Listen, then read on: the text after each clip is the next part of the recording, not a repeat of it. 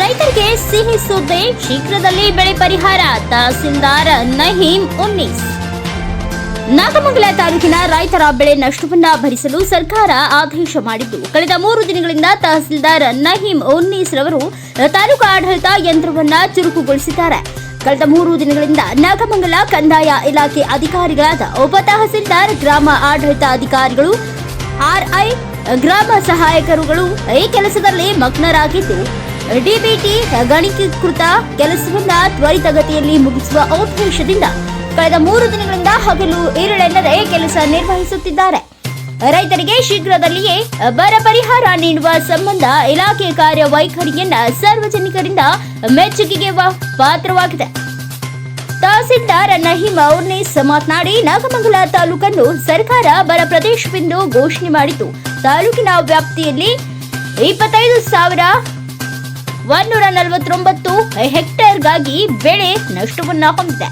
ಈ ಬಗ್ಗೆ ಸಂಪೂರ್ಣ ಮಾಹಿತಿ ತಾಲೂಕು ಕಚೇರಿಯ ಅಧಿಕಾರಿಗಳು ಸರ್ವೆ ನಡೆಸಿದ್ದು, ರೈತರಿಗೆ ಬೆಳೆ ಪರಿಹಾರ ಸಂಬಂಧಿಸಿದಂತೆ ಕಂಪ್ಯೂಟರ್ ಅನುಮೋದನೆ ಕಾರ್ಯ ಚಟುವಟಿಕೆ ತ್ವರಿತವಾಗಿ ಸಾಗಿದೆ ಎಂದು ತಿಳಿಸಿದರು. ತಾಲೂಕಿನಲ್ಲಿ 25,149 ಹೆಕ್ಟೇರು ರಾಗಿ ಬೆಳೆ ಹಾನಿಯಾಗಿದೆ ಸರ್. ಆ ಬೆಳೆ ಹಾನಿ ಏನು ನಾವು ನೋಂದಣಿ ಮಾಡಿದ್ವಿ, ಅದನ್ನು ಫ್ರೂಟ್ಸ್ ಐ ಡಿ ಮುಖಾಂತರ ಎಲ್ಲ ರೈತರಿಗೆ ಪರಿಹಾರ ಹೋಗಬೇಕು.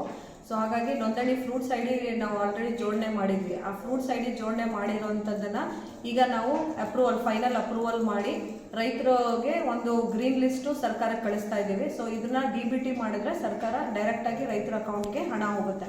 ಸೊ ಇವಾಗ ಈಗ 25,149 ಹೆಕ್ಟೇರ್ ಲಾಸ್ ಆಗಿರೋದ್ರಿಂದ ಈಗ ಮೊದಲನೇ ಹಂತದಲ್ಲಿ 35,000 RTC ಓನರ್ಸ್ಗೆ ಈಗ ನಮಗೆ ವೆರಿಫಿಕೇಷನ್ಗೆ ಬಂದಿದೆ.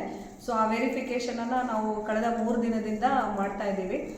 ಈ ವೆರಿಫಿಕೇಷನು ನಮ್ಮ ತಾಲೂಕಿನಲ್ಲಿ ಇರೋವಂಥ ಎಲ್ಲ VAs, RIs, ಯಾಕಂದರೆ ಈಗ ಆಫೀಸಲ್ಲಿ ಸ್ವಲ್ಪ ಸಿಸ್ಟಮ್ಗಳು ಕಷ್ಟ ಇರೋದ್ರಿಂದ ವೆರಿಫಿಕೇಷನ್ಗೆ ನಾವು ಇಲ್ಲಿ BGS ಅಲ್ಲಿ ರಿಕ್ವೆಸ್ಟ್ ಮಾಡ್ಕೊಂಡು ತಗೊಂಡು ಇಲ್ಲಿ ನಾವು ಕೆಲಸ ನಿರ್ವಹಿಸ್ತಾ ಇದ್ದೀವಿ. ಸೊ ಎಲ್ಲ VAಗಳು ಎಲ್ಲ 3 ದಿನದಿಂದ ಸತತವಾಗಿ ಕಾರ್ಯನಿರ್ವಹಿಸ್ತಾ ಇದ್ದಾರೆ. ಇದೇ ಸಂದರ್ಭದಲ್ಲಿ ಉಪ ತಹಸೀಲ್ದಾರ್ ಮಲ್ಲಿಕಾರ್ಜುನ್, RI ಮಧುಸೂದನ್, ಶಶಿಧರ್, ಗೋವಿಂದರಾಜು ಹಾಗೂ ಗ್ರಾಮ ಆಡಳಿತ ಅಧಿಕಾರಿಗಳು ಭಾಗವಹಿಸಿದ್ರು. ಸಂಜೆಗೆ ಮುಗಿಸ್ಬೇಕು ಅಂತ ಅಂದ್ಕೊಂಡಿದ್ದೀವಿ. ಸೊ ಆದಷ್ಟು ಬೇಗ, ಯಾಕಂದರೆ ರೈತರಿಗೆ ಹಬ್ಬಕ್ಕಿಂತ ಮುಂಚೆ ಏನು ಸರ್ಕಾರ ನಿಗದಿಪಡಿಸಿದೆ ನಮ್ಮ ಕಾಲಮಿತಿಗಳು, ಅದನ್ನು ನಾವು ಸೀಮಿತವಾಗಿ ಇಟ್ಕೊಂಡು ಇವತ್ತು ಸಂಜೆ ಒಳಗೆ ಎಲ್ಲನೂ ವೆರಿಫಿಕೇಷನ್ನ ಮುಗಿಸ್ಕೊಡ್ತೇವೆ.